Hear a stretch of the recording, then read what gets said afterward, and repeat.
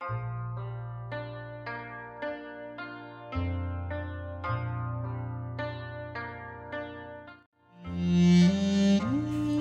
суртахуун нэгэн эрдэнэ.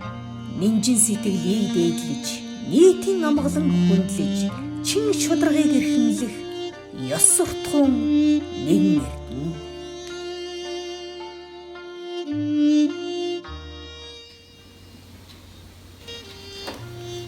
Улсын үндэс болгоос гэрийн сургаал болоо.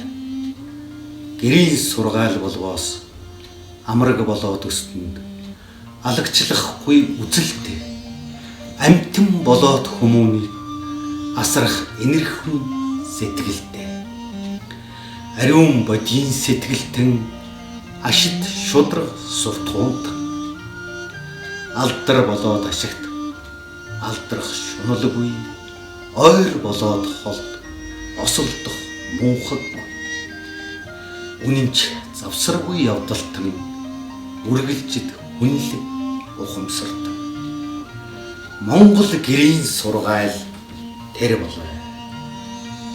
Монгол хүний эрхэмлэх ёс суртахуун тэр болоо.